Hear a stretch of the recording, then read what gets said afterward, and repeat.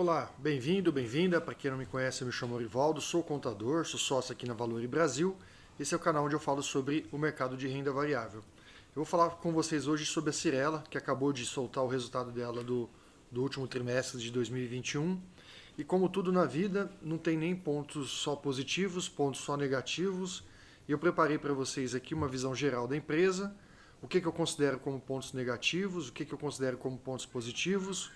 Eu chamei aqui de copo meio cheio, meio vazio, porque ele traz uma visão, pode ser positiva, pode ser negativa.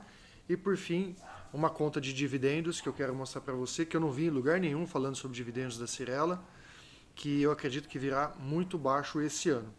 Então, se você, assim como eu, gosta desse tipo de conteúdo, gosta de ver análise dessa forma como eu estou trazendo para vocês, e que também não fique só naquelas ações óbvias, né? Taesa, Transmissões Paulista, ações de energia, ações de banco, né? Que abra um pouco o leque de avaliação para ações também boas pagadoras de dividendos, como é o caso da Cyrela. Eu te convido a se inscrever no meu canal e a ficar aí até o final do vídeo, onde eu vou te falar qual é o dividendo que a Cyrela vai pagar e, inclusive, já está provisionado no balanço deles, tá bom? Então, uma visão geral do resultado deles de 2021, vocês vão ver sempre assim, né? Comparado ao trimestre anterior, ela cai, comparado no acumulado do ano, ela aumenta, né? Então, por exemplo, aqui no ano, os lançamentos ficaram 22% em relação a 2020.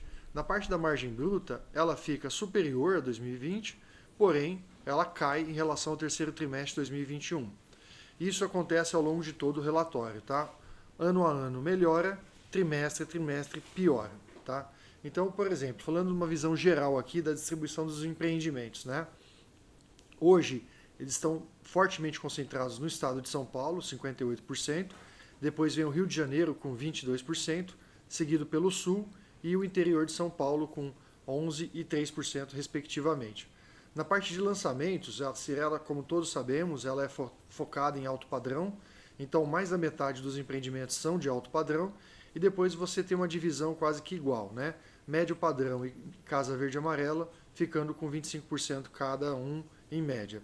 Aqui no lançamento por região, né, 2021, você vê que São Paulo naturalmente segue a liderança de lançamentos com 60%, seguido do Rio com 23%, o Sul com 10%, interior de São Paulo com 3%. E aqui lançamentos por produto, também nada muda significativamente, alto padrão 53% e Casa Verde e Amarela e padrão médio ficam empatados.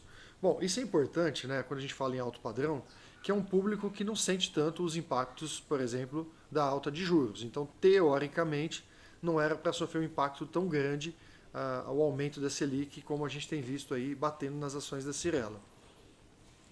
Aqui na parte de obras também, como uma forma explicativa, né, como é que estão os canteiros de obras. Então, no quarto trimestre de 2021, você tem 39 empreendimentos sendo construídos de alto padrão, 23 de médio e 43 Casa Verde e Amarelo. Na parte de recursos, né, 84% são com recursos próprios, 4% são com joint ventures e 17% são de terrenos. E aqui também, na parte aqui de distribuição regional, né, dessas obras que estão em andamento, nós temos 55 São Paulo, 18 Rio, aqui Minas com 16, aparecendo muito bem, e 12 aqui no Sul e apenas 4 no interior de São Paulo, que totaliza 105 empreendimentos. Bom, vamos falar agora, eu chamo a sua atenção dos pontos negativos, tá? O que veio ruim da Cyrela. Então eu vou te falar da velocidade de vendas, vendas por safra, estoques, lucro líquido e imóveis a comercializar. Já na mensagem da administração, eles chamam de cenário desafiador 2 vezes. Aqui está escondidinho, mas durante 2 vezes na mensagem deles, eles falam que o cenário está bastante desafiador. Sempre que uma carta da administração menciona isso, significa que esse pessoal está passando por turbulências, né? Bom, falando aqui sobre velocidade de vendas, olha só o VSO deles. Eles vêm desde o quarto trimestre, ele foi subindo, chegou até a 55% no segundo TRI de 21. Terceiro TRI, quando a gente começa a ver aumento da taxa de juros, já cai para 49%, mesmo assim ainda era maior que o quarto trimestre de 20%, e a gente chega no quarto trimestre de 21 com 44%, ou seja, a pior série aqui desse cenário histórico, né? Mostrando que a velocidade de vendas está começando a sofrer impacto da alta de juros. Falando aqui das vendas por safra, Obviamente que, por exemplo, o que foi lançado no quarto trimestre de 2020, ele vai ter o que foi vendido em 3 meses, em 6, em 9 e 12, porque já se passaram 12 meses, né? Aqui, quando a gente fala do quarto trimestre de 21, nós só temos o que foi vendido em 3 meses. Beleza. Porém, se você olhar o comparativo com as outras safras, você vai ver que a safra do quarto trimestre de 21 ficou inferior do que a de todos os outros. E, novamente, um recrudescimento, né?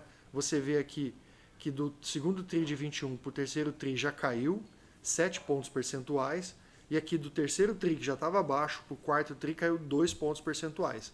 Então, novamente, mais um ponto negativo, as vendas por safra estão diminuindo a performance. Na parte de estoques, eu acho que isso aqui é inclusive um aspecto diretamente ligado com as vendas por safra, né? Você vê que os estoques saíram de 6,4 bilhões para 7,4 bilhões. Significa uma elevação nos estoques em 1 bilhão de reais, ou 15% do total. Isso fica claro aqui, né? Você lançou 2,5 bilhões no quarto trimestre, você comercializou apenas 800 milhões. Então, isso aqui contribuiu fortemente para a elevação dos estoques. Então, a gente começa a ficar com uma companhia carregada de estoques, e isso não é muito bom. Por fim, né, o lucro líquido caiu vertiginosamente, então, quando você compara o ano de 2020 com 2021, uma queda de 48%, e também uma queda generalizada trimestre a trimestre. Então, do terceiro TRI para o quarto caiu 8%, e do último trimestre de 20 para o último trimestre de 21, uma queda de 16%. O que é importante a gente olhar aqui? Ele até fala que é pro forma, né? Porque nós tivemos o ano passado o IPO de algumas unidades da Cyrela. Isso influenciaram no lucro líquido, tá? Então aqui você tem impactos de eventos não recorrentes, mas é importante chamar a sua atenção para essa queda do lucro líquido.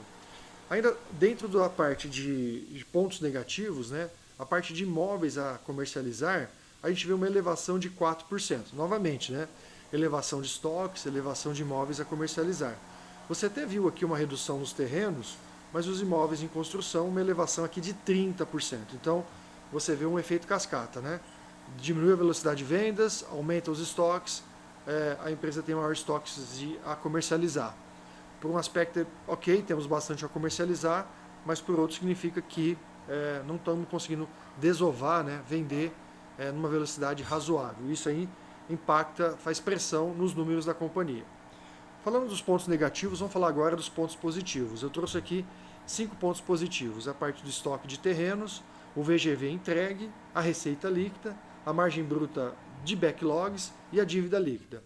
Bom, vocês sabem, né, lá em dezembro de 21, no final do ano, eles anunciaram algumas vendas, né, de empreendimentos. Essas vendas não foram reconhecidas no balanço. Então, quando esses imóveis forem lançados, isso vai trazer receita para a Cyrela. Aqui é um ponto positivo que está um pouco escondido, tá? Dos demonstrativos. Vai vir receita não recorrente aí que pode melhorar os números deles.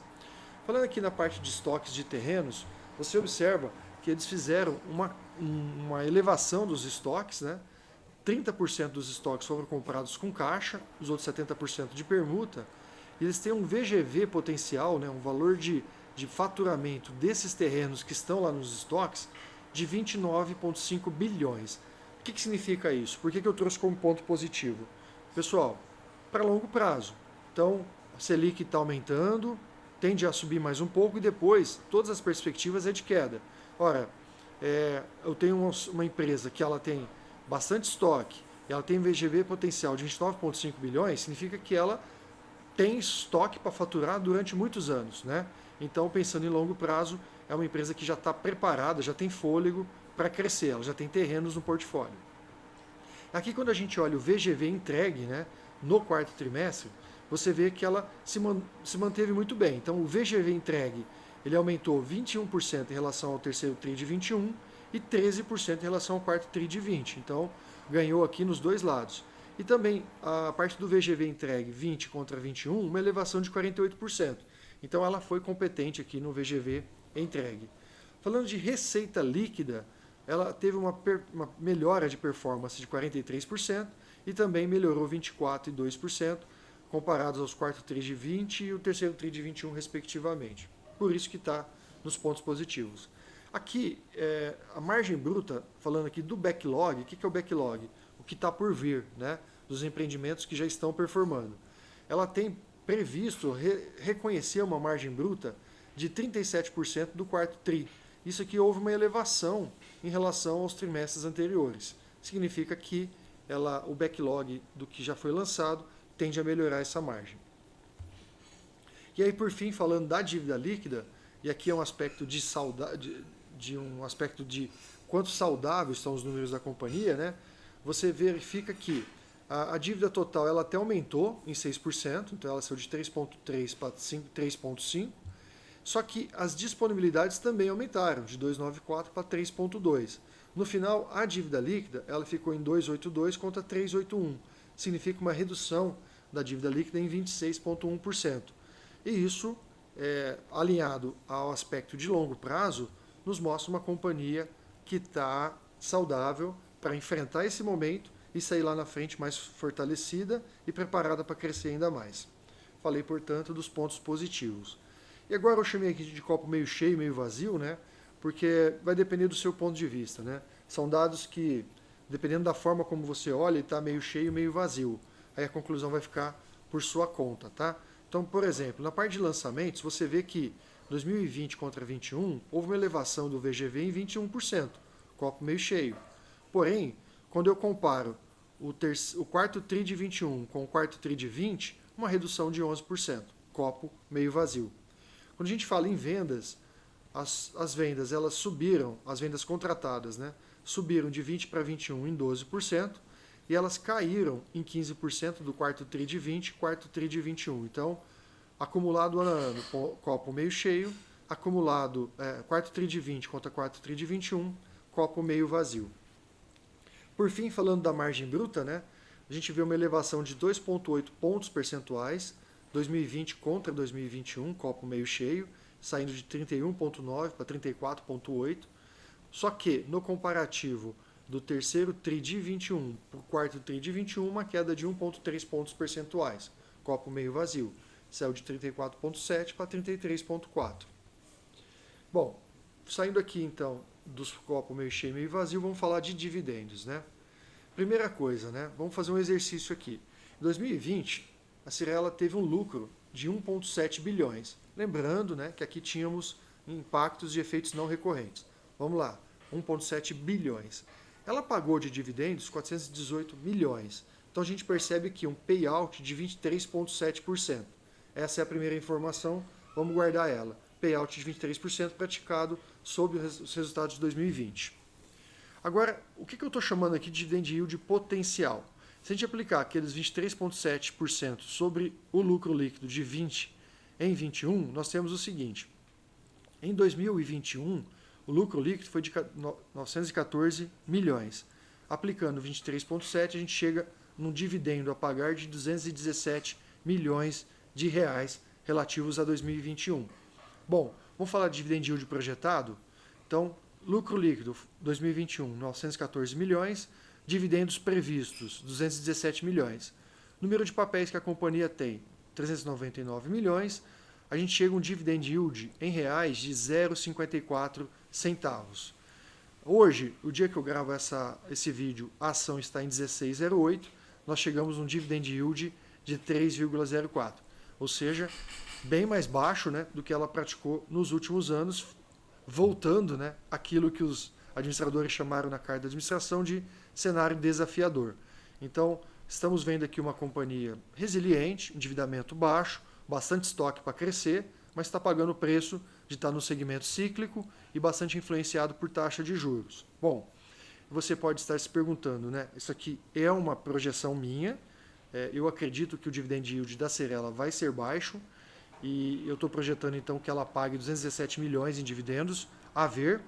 Porém, se você consultar aqui, olha, o balanço dela no passivo, você já vê uma provisão de dividendos a pagar de 217 milhões. Exatamente o número que eu cheguei face ao que eles pagaram em 2020. Então, eu acredito que é muito factível que eles paguem esses 3,4% de dividendo, um dividendo baixo nesse ano de 2021. Minha maior posição em ações está em Cyrela. Eu esperava um dividend yield maior, mas infelizmente é o que tem para hoje. A gente vai ter que esperar aí que ela passe por essa turbulência e volte a crescer nos próximos anos, tá bom? Para quem assistiu até aqui, o meu agradecimento, eu espero que você tenha gostado. Te convido a se inscrever no canal. Dá muito trabalho, né, fazer esse tipo de análise e eu espero que ela tenha sido útil para você. E, como eu falei, te convido a se inscrever, compartilhar e comentar aqui se você tem Cyrela, o que você acha desse papel e comentar alguma coisa que faça sentido para você. Um abraço, até mais.